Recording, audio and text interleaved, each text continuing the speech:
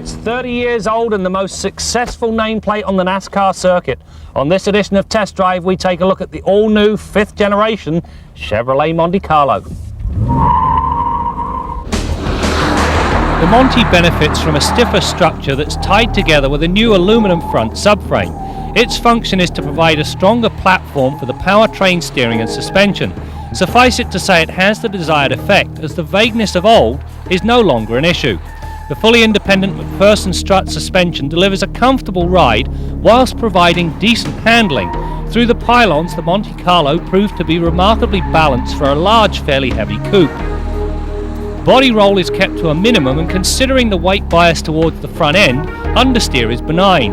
Over and above that, the use of roll bars front and rear, a steering setup that delivers good feedback and positive turn-ins, and a large set of 225/60/16 tyres delivers a package that's very easy to live with. In an era where most manufacturers are sticking as many camshafts and as many valves under the hood as they possibly can, the General is standing pat, using but 2 valves per cylinder and only 1 camshaft to drive the whole 9 yards. Now, some may argue that gives you a less sophisticated engine. On the other hand, if it does blow up, you've got fewer components to replace. I say if, because this engine has proven to be all but bulletproof. The base 3.4 litre engine and its 180 horsepower and 205 pounds-feet of torque deliver crisp low-end performance and decent passing power. Those into a little more should opt for the SS and its 200 horse 3.8 litre 6.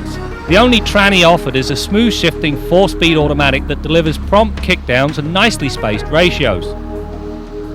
While GM have stretched the wheelbase by about 3 inches on the Monte Carlo, which gives you more rear seat legroom, gaining access still requires a degree of agility. And even if you happen to be this size, you can still hang yourself on the seat belt on the way back there. It's just a part of life with a coupe.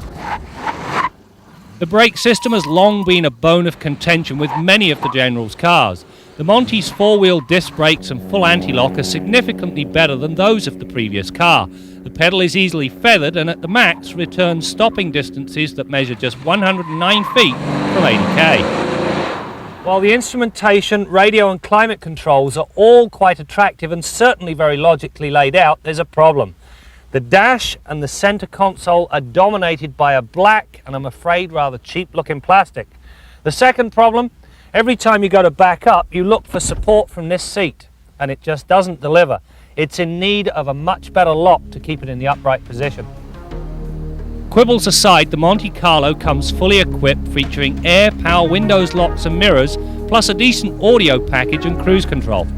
The newest Monte is without question the best Monte yet. It delivers a stiff chassis which yields good road manners and it's got the performance to equal. Sadly though, it's not the full Monte because of the interior.